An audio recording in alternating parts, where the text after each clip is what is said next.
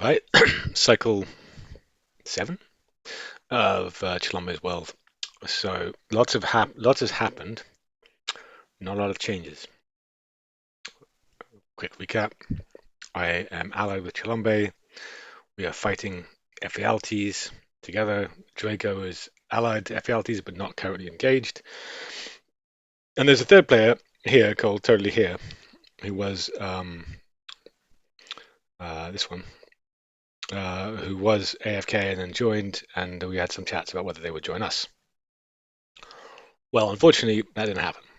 Around this time, they tell Chilombe, nope, I'm going with the other team, and tough shit to you, I'm going to gang up on you. So we've now got a third player here, so 3v2.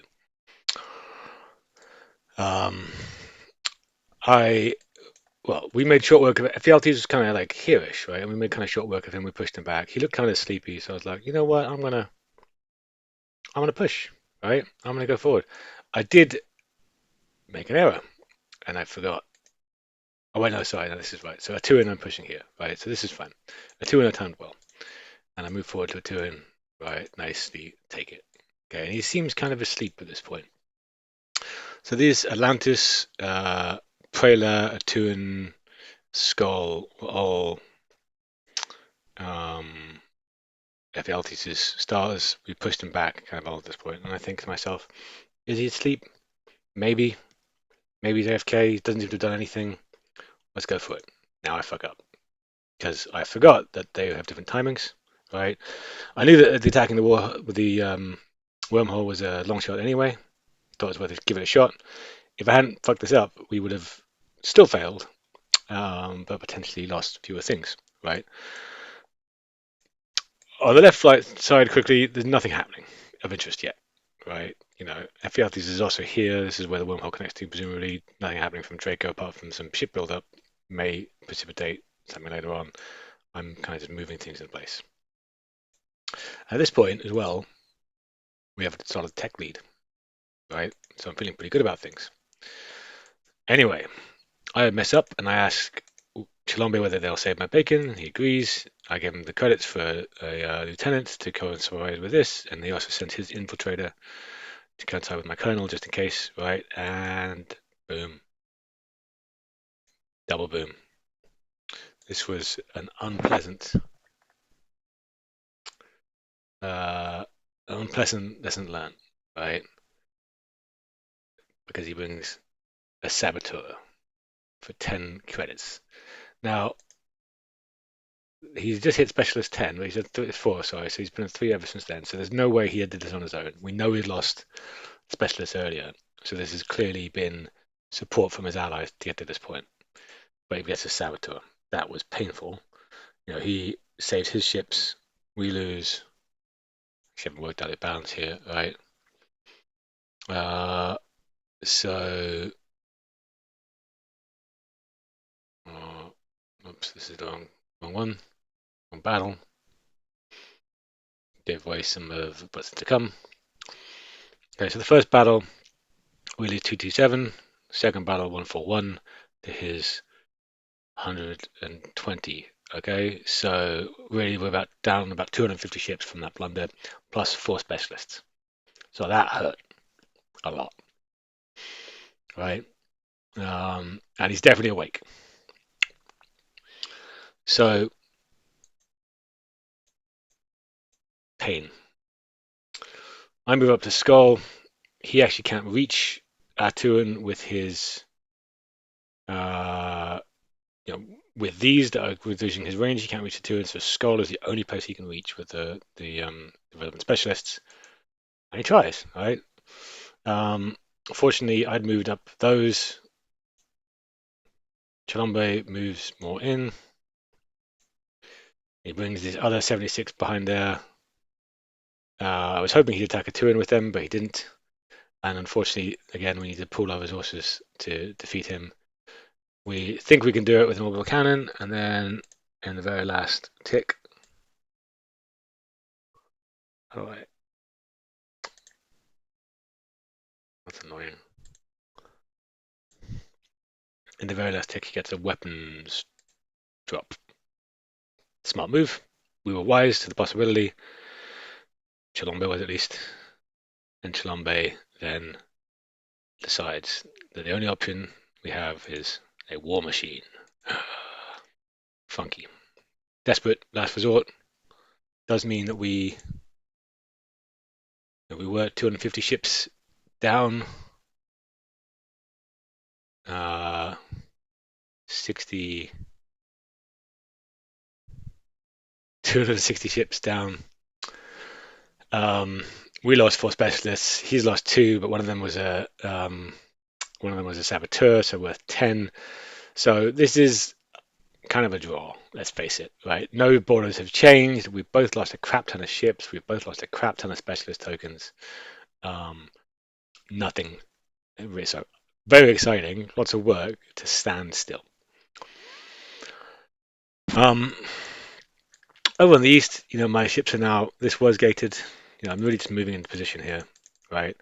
This I decided that now is the time for gates. So after this production, this is the start of production, right? I decided to gate up my path here, right? This really makes this supply lines better and lets me tweak some certain things to make it work better. And huge difference here. So now my western front is gated up and kind of moving on this side. This was gated, but even this is here, and I can easily get to either front by going through Canter. So actually, this is quite a nice route for me because of the natural gates that were in these places beforehand. At the time, Andon was also gated. We've killed it because Chilamo doesn't want to risk it. So I am feeling less good about things now. I did solve my problem of trying to find out how well I'm doing. I did solve my problem trying to find out how well I'm doing by writing a little Python script. So I've got my stars visible, and I've got the stars from Chilombe visible from the API output. And what I decided to say was, what I decided to work out was how much did the last industry or the last infrastructure they purchased cost, which is what we're seeing here, right? This is what things cost to purchase. And as we can see, it's quite varied depending on who you're looking at. So Eugam's are much higher. Being that high implies that he's relatively small. Unfortunately, my opponents, Ephialtes and Draco is a bit more expensive than me, particularly in economy and science, which implies that he's a bit smaller than me, so he's probably low 20s, about the same size as Chilombe would be my guess. Ephialtes, Chilombe was much smaller and then grew, so that's why his star count is a bit higher. These star counts aren't the total star counts, by the way, because it excludes certain things like capital stars. Ephialtes is probably bigger than me. While mine stuff is cheaper, we've got a two terraforming lead on him. So that means he's probably well north of 30, which doesn't bode well. And there's, of course, 3 of them.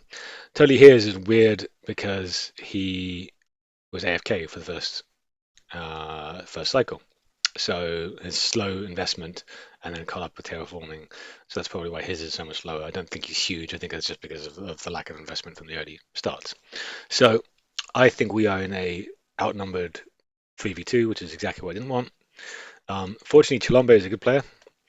And I will hopefully stop making mistakes and become a good player soon before we die. It would be nice. But if it happens, if my death is the price of learning, then so be it. I don't think we are terribly in trouble here. Chilombe doesn't seem too worried about the Totally Here attack. I'm trying to position so that we can do a bit of a scramble for the bear stars here rather than concentrate to force him to no longer be able to, pump all specialists into one location, because that feels to me like a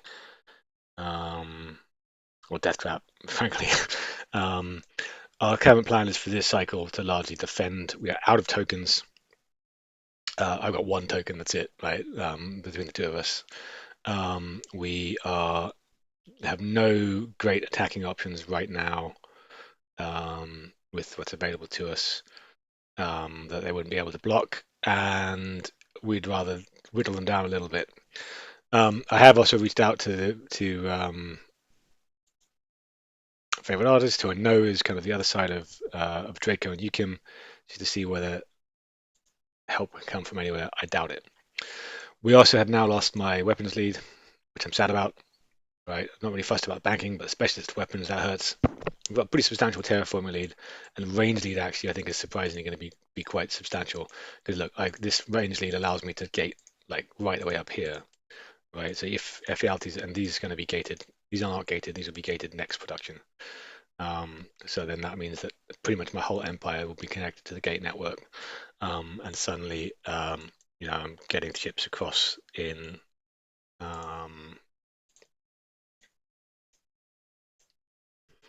Well, that won't be gated, but what's the gated one? That one, whatever. It's about the same.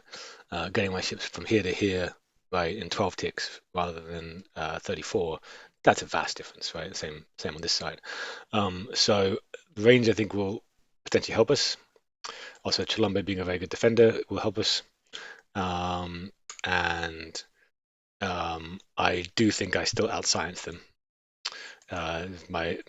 My sidetrack two range, funnily enough, is what led me to fall behind. Oh, look at that! I rolled it as well. Great. My rolls have been terrible. Right, nothing really I want. I don't think I'm gonna get range 5. It's not particularly valuable. Scanning 4 might be nice, but not the most important. Not going to bother with experimentation. Not going to bother with banking.